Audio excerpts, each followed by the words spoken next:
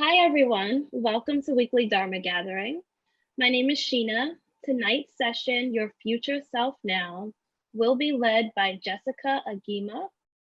Jessica will lead us through a guided meditation, Dharma talk, and will close with a Q&A session. Tonight's session is recorded, so if you prefer not to be seen, you can turn off your camera feature. Please note that you will also be recorded when asking a question. If you have a question during the guided meditation or during the talk, please feel free to enter it into the chat box, and we'll be able to address any questions during the Q&A period. The recording of tonight's gathering can be accessed within 48 hours via your purchase Vimeo products page. You will receive an email notification once the talk is posted. And I just want to introduce you to Jessica Agima. She is a first-generation Kenyan American cultural producer and healing artist working in the modality of meditation. In a constant state of process, she facilitates intimate community through the exploration of art, justice, and contemplative practice. Welcome, Jessica. Well, thank you so much for that introduction. And as we move into practice, I think the thing that I'd like to reiterate is that we all have a lot of screen time right now. So if you want to have your camera off for this practice, please do. And wherever you are showing up right now, please allow your body to be at ease. That might look like practicing sitting upright, as I am right now. I happen to be sitting in a chair. I'm right up against the back of the chair, which offers a lot of support for me. I feel like nicely held. But you might be sitting on a meditation cushion, or you can choose to lay down if maybe your muscles are feeling very tight, and if you're feeling very wound. It can be a really good idea to lay down for the practice, or if you're like energy is really like amped and hyped, you can take this practice walking. We'll be focusing on mindfulness of breath. Nothing too extravagant for this evening's practice. So really come to it in whatever way you feel will best serve your mindfulness, knowing that different postures will aid us in different ways. So take this moment to feel into your body. I always like to start by stretching the arms, the hands, the fingers. You might start to roll the shoulders. You can stretch the arms overhead if that feels good to you. Maybe looking up, looking to the sides, looking around you, orienting yourself to your space. Stretch the legs, tap the feet. Whatever helps you to get in touch and get a sense of your body right now.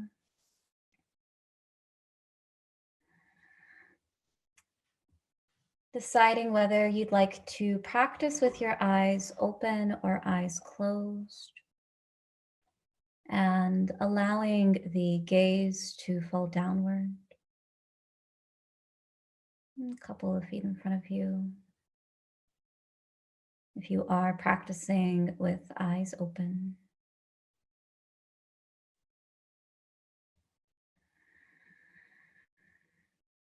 And staying with the body another moment.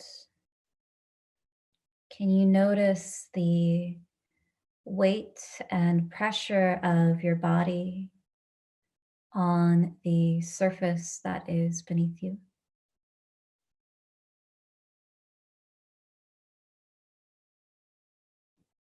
Feeling all the different points where your body makes contact. with another surface.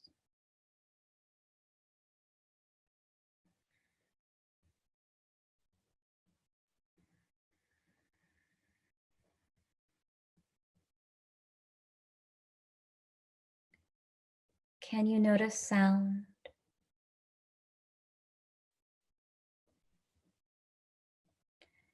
Any sounds inside your room, in your immediate environment?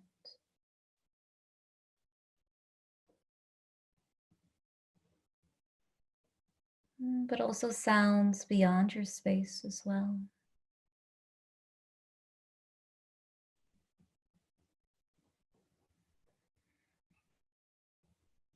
Feeling temperature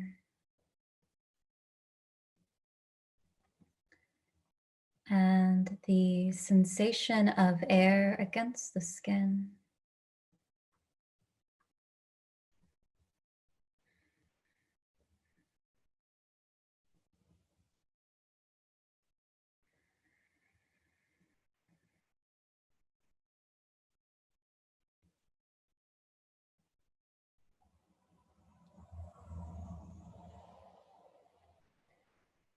And if you haven't already, taking a couple of deeper breaths, seeing if you can make your exhale longer than your inhale.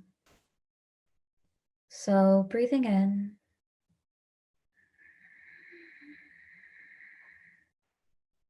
and breathing out.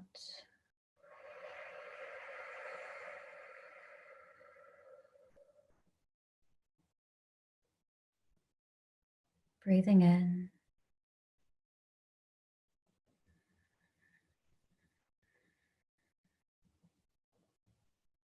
and breathing out.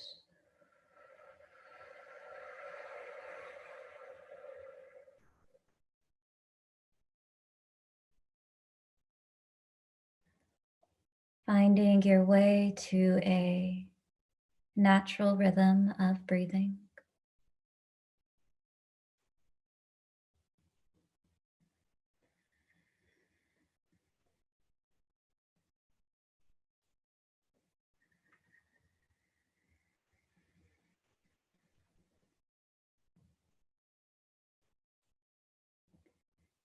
And just feeling the different sensations of the breath, wherever you might be finding it in this moment.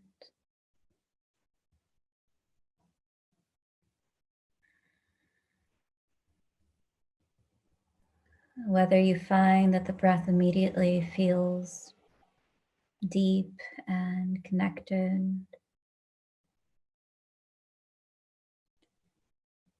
it might be more shallow, it might be a little harder to find, which is okay as well. We always endeavor to meet the breath just as we are finding it.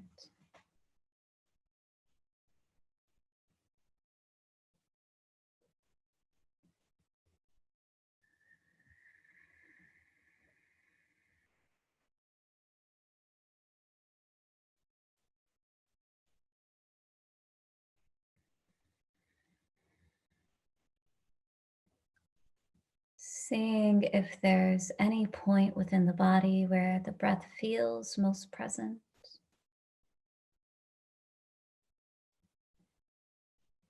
most accessible.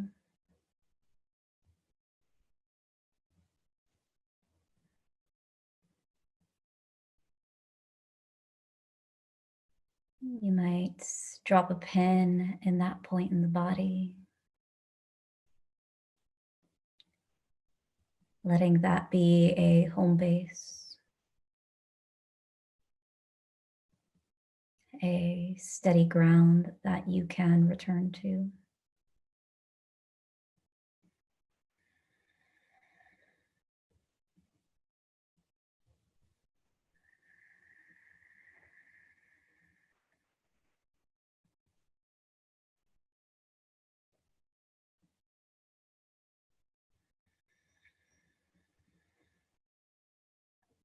We know that the mind wanders. We know that we'll become lost in thought. You can take a moment to notice where the mind goes.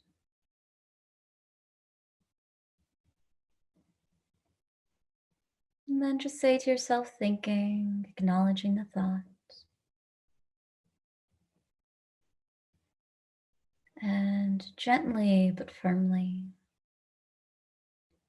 turn your awareness away from this thought and back to the breath,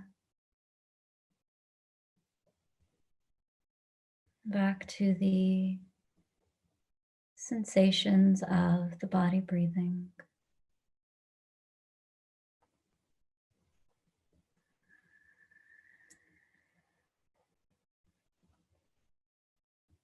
And this is where we'll rest for this practice.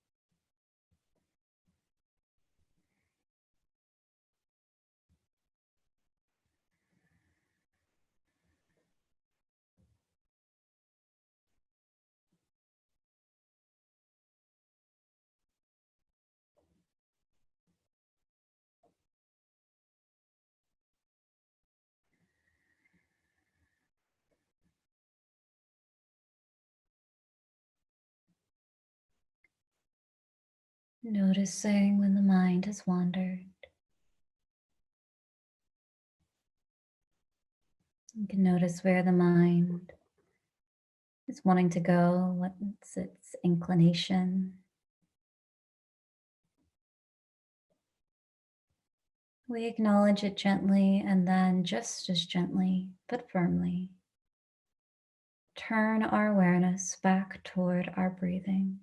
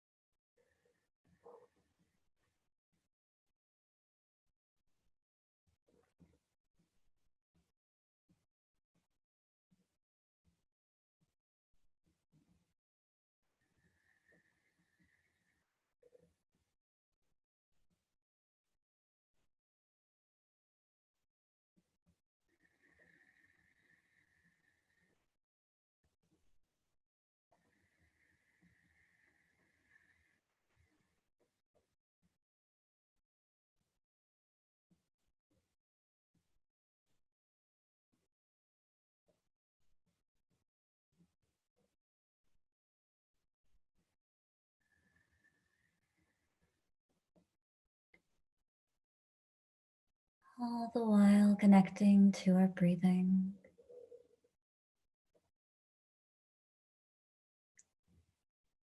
Feeling the beginning, middle, and end of each breath that we encounter.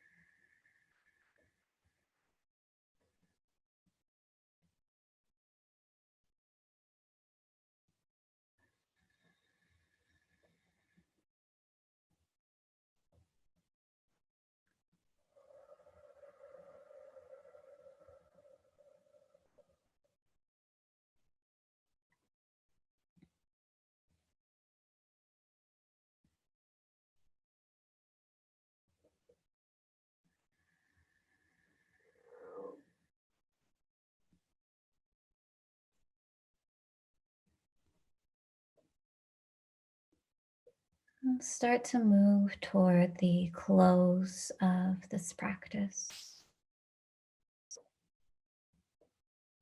Starting by allowing the breath to just slightly deepen.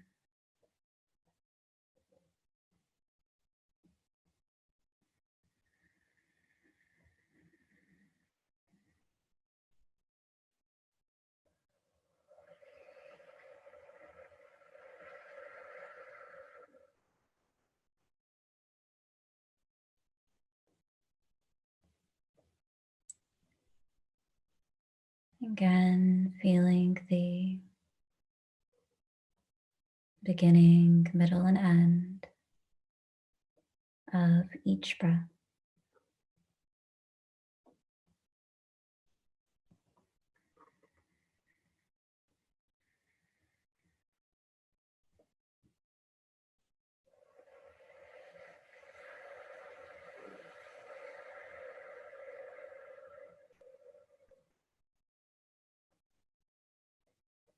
Noticing how you feel from the starts of practice to now.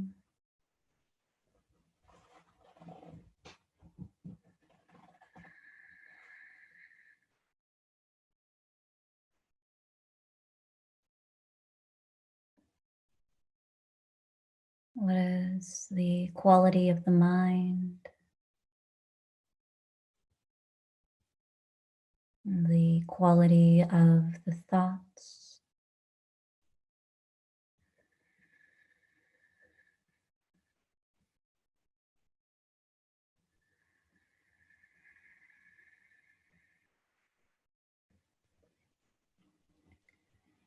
How does the body feel?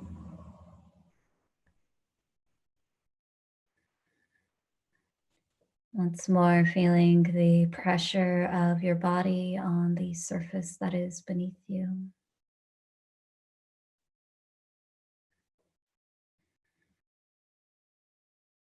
Feeling all the different points where we make contact with another surface.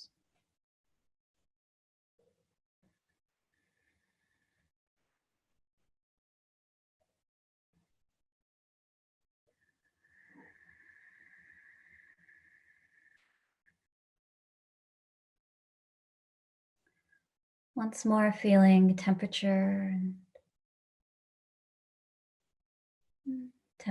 of air against our skin, all those sensations.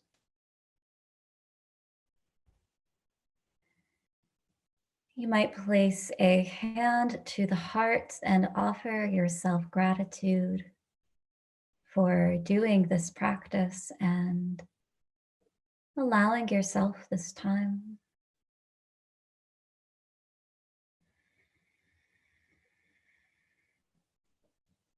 And we'll close as we opened with a couple of deep breaths. And breathing in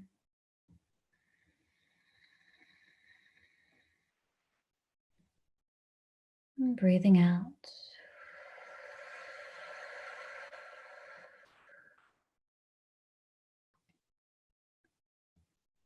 Breathing in.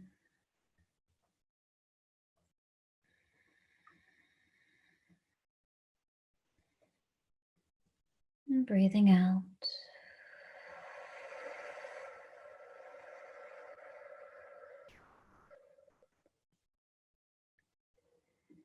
And take that a couple more times if you need.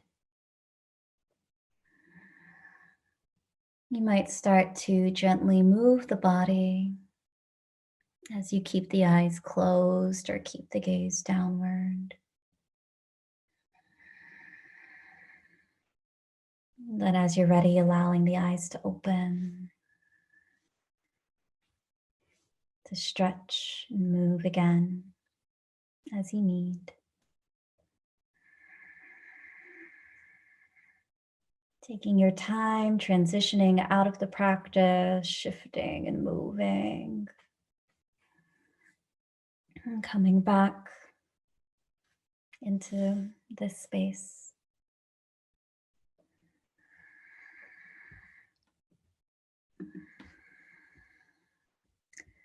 So, thank you so much for joining me in that practice and sharing your practice with me this evening. And again, for those who haven't practiced with me, my name is Jessica, a Kenyan American cultural worker and healing artist working in the modality of meditation. And the last time I taught weekly Dharma gathering was in August of 2019, so over a year ago. And, at the time it was very rare that I was in a Zoom meeting. And I am now painfully familiar with this platform. But at the same time, still finding rare and true moments of deep connection and contemplation within this virtual landscape. So I'm really happy to be joining this community again and meeting you in this online space. And I also want to start with a land acknowledgement. So generally I would be joining you from my apartment in Brooklyn, which is Lenape land. But I'm actually right now in Connecticut. So I am joining from the land of the Mohican. And if you're all curious to find out the land that you are currently on, I highly recommend the Native Land app, which is what I used in preparation of this to see the land that I was coming to you from. So I was really excited to talk about this topic, and I wanted to start by just reading the description that I drafted for this evening. So your future self is calling out to you. They are carrying the wisdom that you are currently seeking. How are you making yourself available for this call? During this talk, we'll explore how to listen to the future self who is free of the cycles and patterns in which we are currently caught.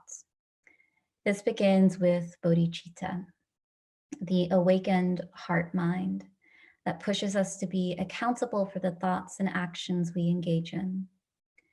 Through gentle and steady exploration and with the consciousness of the heart mind, we can move out of striving for the idealized future self and skillfully cultivate the inherent wisdom which is readily available to us.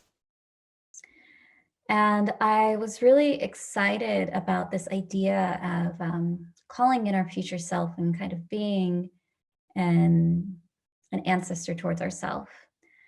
And over the past couple months, I've been finding a lot of instances of this coming in the art that I am taking in.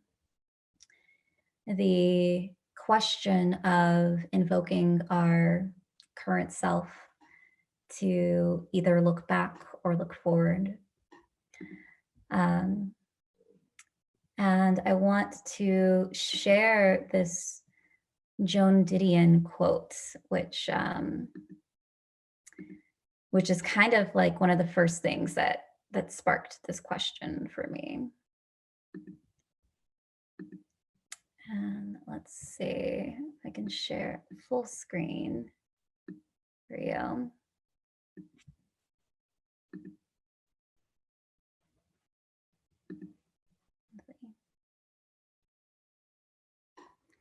Are you able to see that? You can give I could see it before, but I can't now. Oh, you can't now? Oh no. See, these are the tech elements that again, now painfully familiar with Zoom. You can see it now. Okay, we'll leave it like this. So I was reading Joan Didion's Slouching Towards Bethlehem this summer. And this comes towards the end of her essay on vulnerability. And yeah, it really struck me and kind of got these questions going within me.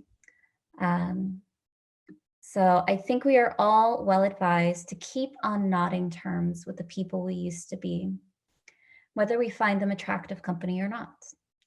Otherwise, they turn up unannounced and surprise us, come hammering on the mind's door at 4 a.m. of a bad night, and demand to know who deserted them, who betrayed them, who is going to make amends. We forget all too soon the things we thought we could never forget. We forget the loves and the betrayals alike, forget what we whispered and what we screamed, forget who we were. I have already lost touch with a couple of people I used to be. One of them, a 17-year-old, presents little threats. The other one, a 23-year-old, bothers me more. She was always a good deal of trouble, and I suspect she will reappear when I least want to see her. Skirts too long, shy to the point of aggravation, always the injured party, full of recriminations, and little hurts and stories I do not want to hear again, at once saddening me and angering me with her vulnerability and ignorance, an apparition all the more insistent for being so long banished. Yeah, this quote really struck me. Because I think, the mind's tendency is to look towards the past and then to look towards the future to try to make sense of where we are right now. And, I've only been practicing and learning the Dharma for about 4 years now. And what I know experientially is that there are moments that I have touched on a limitless quality of the present moment.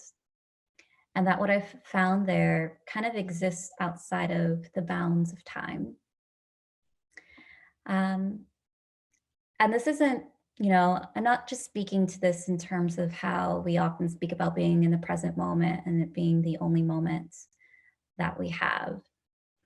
I actually often find that this kind of the way we speak about the present moment in mindfulness and meditation, we can sometimes, turn to it in a way that I find very masculine, kind of the rigor and reliance of having a hold on the present moment, which we're trying to capture and kind of like soak up everything that has to offer us.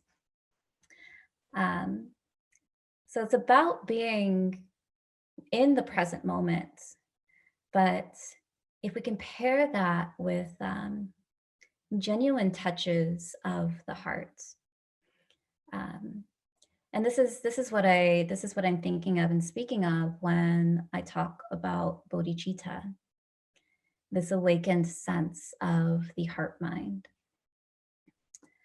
And so like I'll share that have a very recent example of feeling bodhicitta um, on Saturday morning at about 11:35 a.m.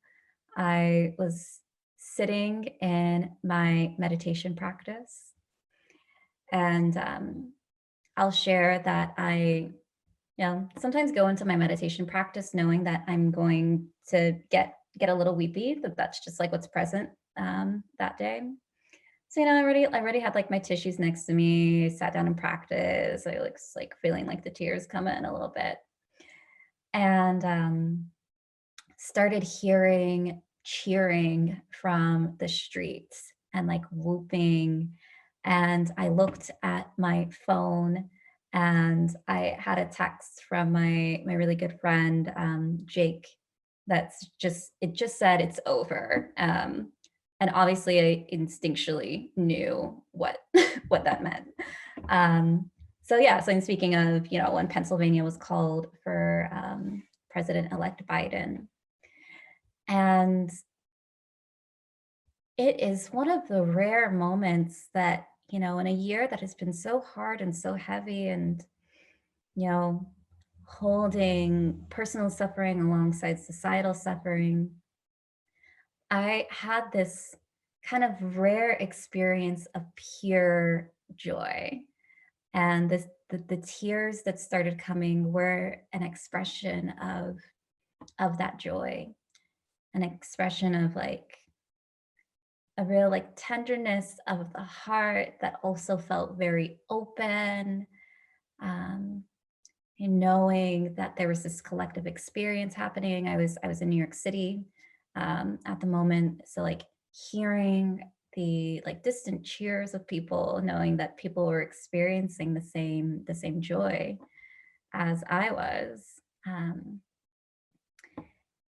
yeah, it is. I really think it is an experience of bodhicitta that my heart um, was just so full, just this sense of possibility that was there, and so fully tuned in to the present moment, like so fully there in the experience that I was happening, that anything that I was like thinking of before I brought was in the cushion, those worries, they were, just gone. And I was just here in the now.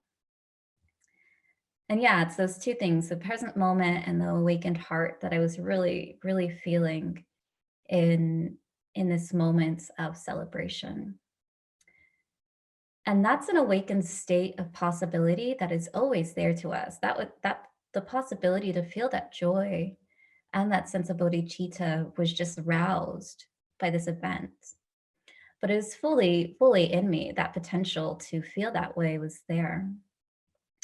And I do think that bodhicitta is this awakened state of possibility for our future. Um, it is that future self that already knows, like, that's all there. It's our future self calling out to us saying this is a state that is possible. Um, in a way, I also see it as like our ancestors cradling us and letting us know that we're whole, that we're okay. In a way, it's a sense of like being an ancestor unto ourselves in these moments. Um, and it's this acknowledgement that the self is as it is okay. It's already here. So again, that potential energy and that feeling of joy already existed within me. But more often than not, we're not in touch with these heightened states of bodhicitta, the more joyful states of bodhicitta, or you can't even begin to be in touch with it.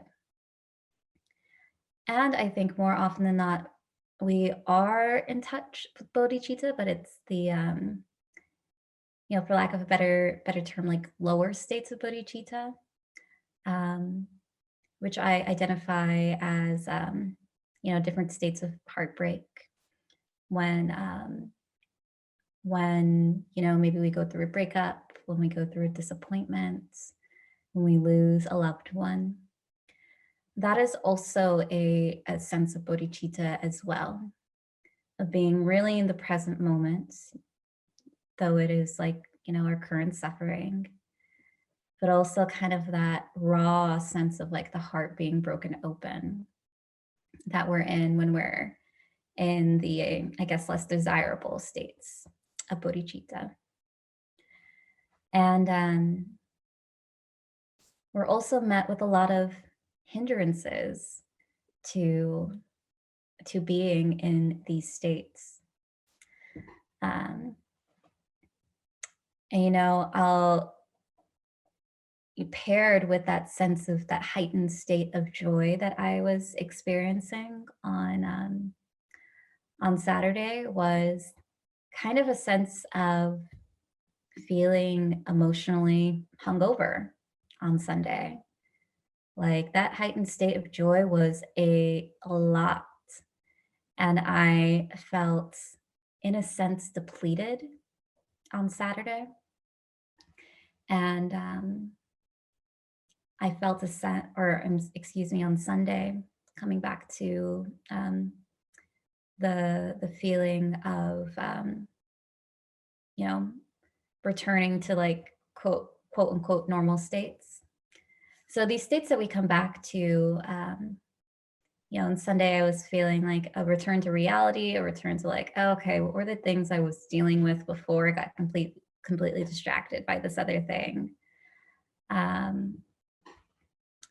And in a sense, a kind of like depression from it, of like knowing that I had felt so great and was in this state, and that I wasn't feeling that way anymore.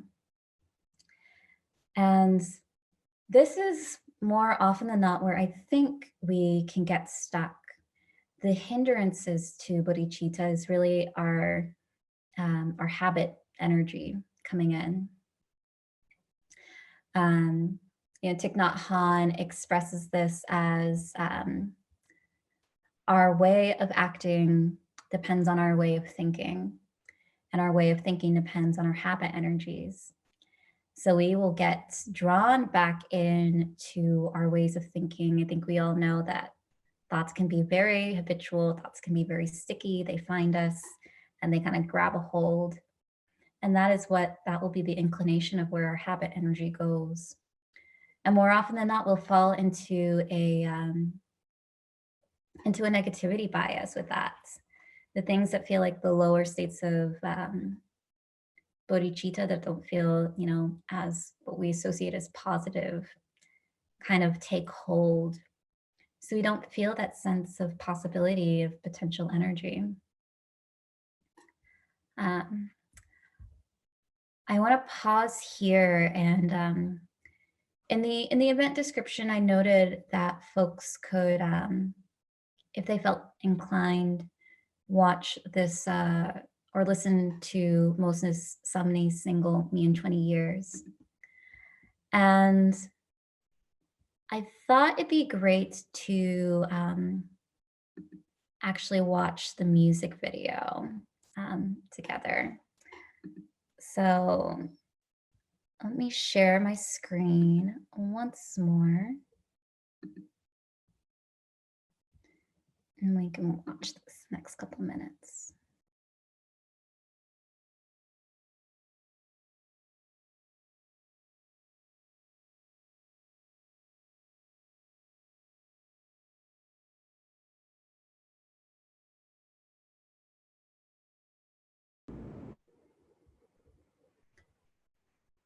So let's see.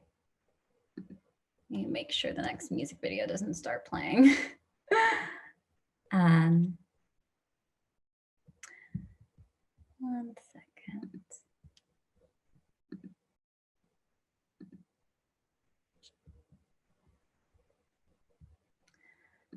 Yeah, this is another just another instance that, you know, I've been seeing in art that is just a common thread of folks trying to explore and invoke this sense of a future self who is more knowing and asking these questions.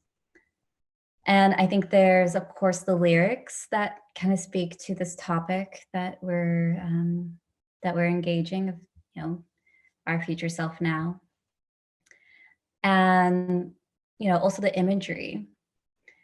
This music video felt very visceral for me, and the pairing of the music video and the lyrics, I think, invoke a sense of like, you know, I feel a shifting of something deep within and a kind of like releasing of this ingrained survival instinct that kind of stands in opposition to what we're viewing. Like, obviously, this music video shows this man who's obviously alone in his home. There's like the tooth rotting and falling out. He's obviously in some sort of state of longing, lonely. So I think seeing images of that definitely like stir something within us that, of like, oh, that is not a future that I want for myself. These are like not things that we like enjoy seeing. It's kind of like hard to look at. But I think when we feel those like kind of like deep internal shifts of like seeing something that feels visceral and that shifts something deep, it kind of helps to get us out of our intellect and into an experience of affect. So sitting with the discomfort of viewing the body in pain can invoke these really deeply human qualities within us. And yeah, even just there's so many artists who working with like what the viewer fears, showing that on screen in a way to kind of like penetrate and move through what sits on the surface. Yeah, sitting with the discomfort of watching a body in pain or a body going through something that we don't want that can invoke qualities forward of the heart. And then, the lyrics of, Moses Sumney is asking these difficult to answer questions of his future self. Some of the lyrics here are, hey, me in 20 years, does your milk still turn to rock too soon? Do you still hoard souvenirs and make mirrors of sentimental veneers? So lots of questioning happening there. And coming back to the sense of, or this idea of our habit energy and how often those are the things that form us and that, incline us to act a certain way.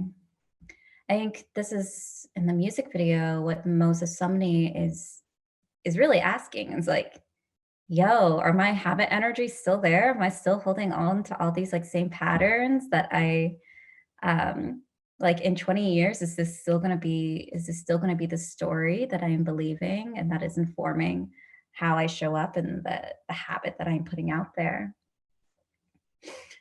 So I really think it's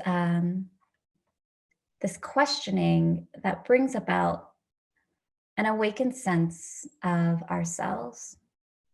Coming back to the idea of those two things, a combination of a heart that is broken open, a heart that is raw, and clear seeing of our behavior can lead to bodhicitta.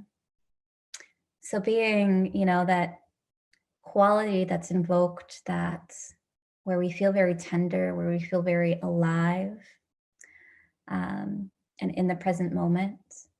So again, how I felt Saturday when I heard the call of Pennsylvania and President Biden-elect.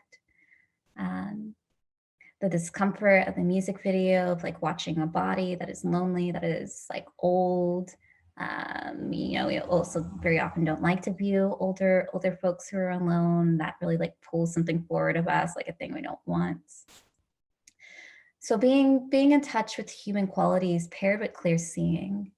And I think that clear seeing is a lot of the questioning of our habit energy that is a hindrance to bodhicitta. When we can like clearly see our behavior and be in touch with it in a way that is tender, and see how our habit energy, the old bits of ourselves, those old bits that I think we know that are also in a way ancestral. We can, accept that these thoughts are ingrained. Oh, there's something else coming up. Give me 1 second. Let me figure out how to pause that.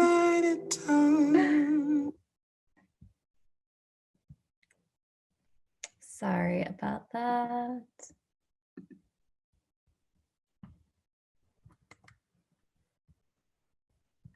I expect.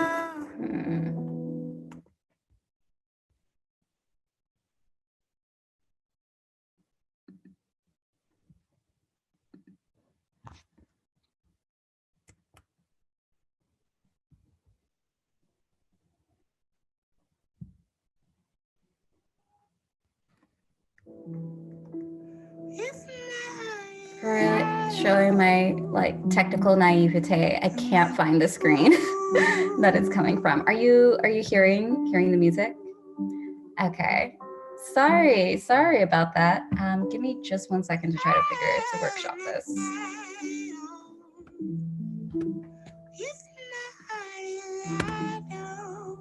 You can listen to this while I figure out the screen.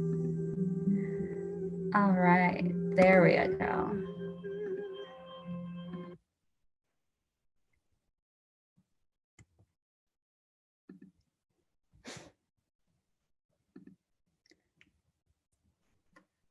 All right, we good?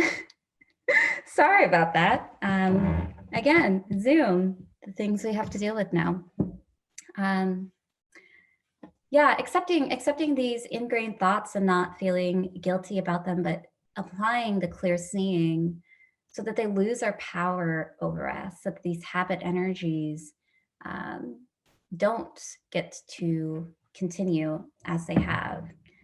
And that is where we get to be in this awakened sense of bodhicitta. This is freedom from our habit energy, freedom from our old patterns, where we can be in this awakened sense of knowledge of our okayness. I really feel like that is again, this idea of our self that knows it is already okay, a self that is better able to rest in a balanced sense of the awakened heart mind, and to recognize our Buddha nature. It's freeing the mind from limitations and kind of the bonds that tie us to the different wheels of suffering. So I believe that this self that we're longing for is already ours. And we really have to cultivate a deep understanding of ourselves to call in this wisdom, which comes with practice, which comes with deep listening. It comes by recognizing our different wisdom and our individual sense of bodhicitta, our individual sense of like being able to call upon our inherent wisdom that is our future self is going to be different for each of us. Our awakened heart mind is going to vary depending on the different cultural specificity that we come to our practice with. And I think, those of us that grew up in the West kind of have to work to decenter these European thought frames and like how we're kind of taught to view things, how we're taught to know that a thing is true, and that there are different ways to access our own wisdom.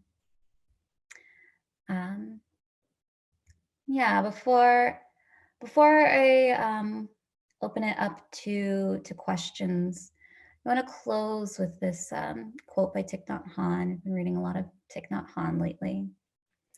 Um, that when we are in touch with things by means of the mind of love, we do not run away or seek, and that is the basis of freedom. So I want to leave you with that quote, and also with a couple of journal prompts, which I could also drop in the chat. But these prompts are: what is your method of knowing?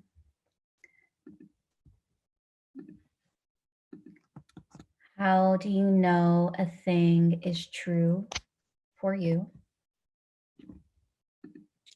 And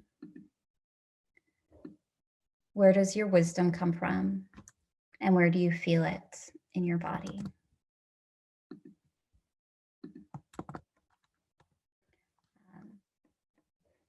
So yeah, take these questions, meditate on them, journal before you practice, journal after you practice, and yeah, see what arises, and see how you can call forward your future self through your inherent wisdom.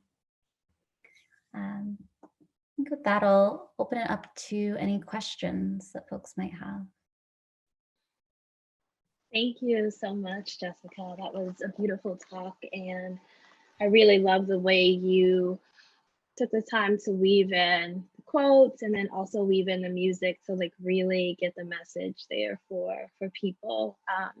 Just being able to access it in different ways. I think my top question was really going to be like, what's a starting point for just getting in touch with your future self? And then you dropped the journal prompts. Yeah. So I was like, well, okay, so that's taken care of. But I still kind of want to pose that question to you though. Like, Mhm. it's a hard thing, like you said, to sit there and to think about yourself in pain or getting older. Like a lot of people have issues with just the physical like aging that happens. Uh-huh. um and I think it's easy to go from a place of questioning and clear seeing to maybe a place of worrying, and I'm speaking for myself in that. So what are some ways to just like gently approach this future self practice? Yeah. Um, I think it's as simple as getting really still with ourselves, um, and getting still in practice. Um, we all like the mind has so many ways to call forward what we fear.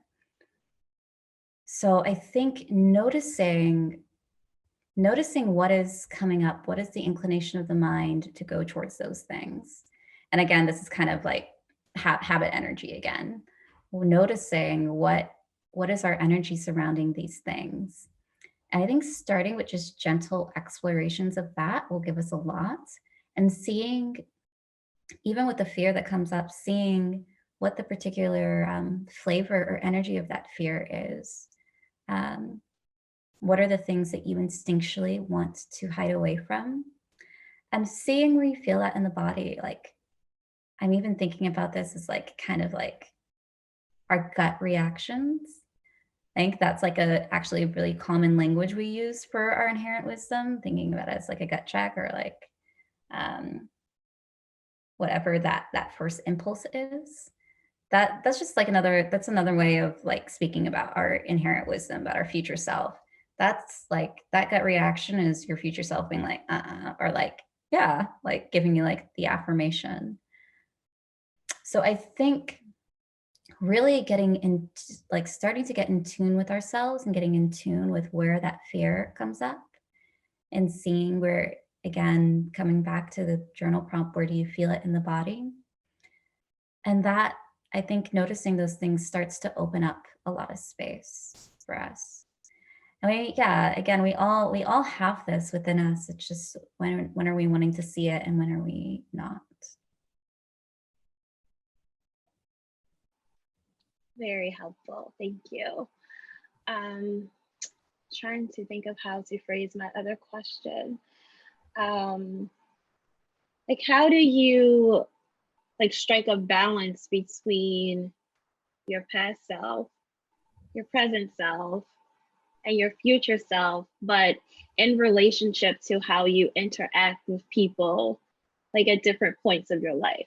So maybe somebody is used to like who you were before, but like you've moved into this other place, but you're also settling into this place of like looking at your future self as well. But how do you, I guess, make those two worlds communicate with each other so that people are seeing you where you are, um, and not holding you where you were, if that makes sense? Totally. Yeah. And I think what's coming up for me with that question, in particular when thinking about past self and the way that people might have known us in the past, is that um, very often past self and thinking in the past comes with like, goes into the realm of like regrets and shame of wishing we'd done things differently. Um, and then again, I think I come back to fear with that. We don't want to like that to be the story. So I think there's a healthy balance of looking back at our past self to see like where we made mistakes and to think critically about how we want to do things differently.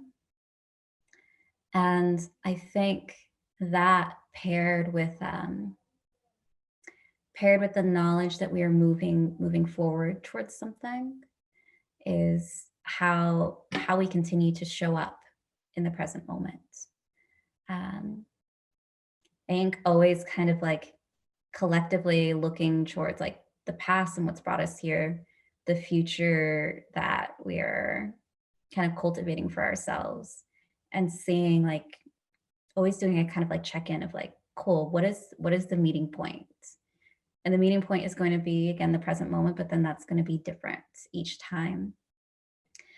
And because it's going to look different each time, sometimes it's going to look really great and we're going to be like, cool, I'm feeling very in line with how I want to show up in the world. Um, and those are the easier moments, but then there are also going to be moments where we have to hold wherever that meeting point is with a lot of like care and compassion for ourselves along the journey. So I think as much as possible, allowing ourselves space and then requesting that from the people in our lives as well. Um, knowing and hoping that those that we are in relationship with will be, are always invested in getting getting to know us deeply and getting to, you know, being with our true selves, how we are showing up.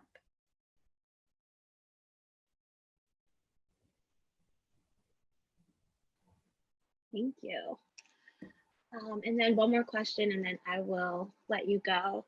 And this question is just more like, I'm just curious, like how you came to this place of exploring art and exploring social justice through meditation. Yeah, yeah. So I have a background in theater, and as I throughout my 20s, I spent a lot of time exploring um, just how whiteness existed in me and influenced me since I grew up like around predominantly white folks, and having to kind of decolonize myself from that. And meditation practice really helped me to, um, you know, decenter whiteness in my experience or as the baseline for like how I know and exist things or exist within things, but also notice where I was working with like internalized biases myself that I was like pushing against myself. Um, and yeah, I've always had like an interest in injustice.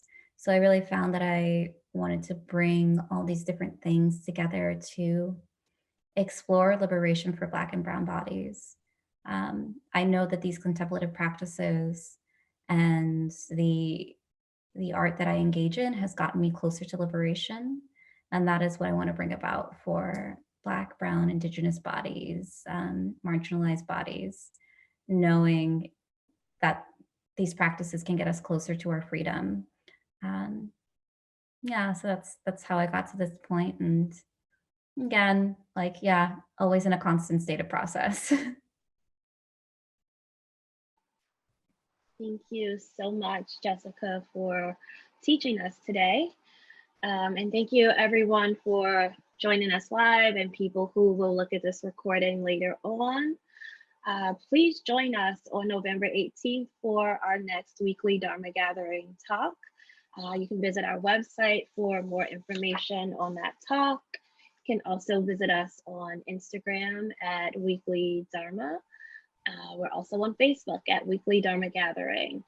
And right now we are offering a 7-day trial. So you can find that on our website. If you sign up today, then that'll get you into our next talk for free to just kind of try us out and see if you like what you see. Again, thank you so much for joining us tonight, Jessica. Really appreciate it so much. And we'll see everyone next week. Well, thank you. Have a good night. So, can you stay on for 1 second? Thank you so much. I just wanted to, what I think I'm going to recommend that we do is send out an email on Friday with like a little snippet of your talk. But I wanted to ask you, is it okay to include the journal prompts in that email? Okay. I just didn't want to share them if it wasn't okay. Okay. Totally. Thank you so much. This was really great. Yeah, of course. Thank you so much for like showing up and recording and like working with me with my tech stuff. Oh, absolutely. Snafu in the middle. It happens. It's not a problem. All right. Well, enjoy Connecticut and your friends, and I will see you around, I'm sure. See you around. Have a good night. You too. Bye.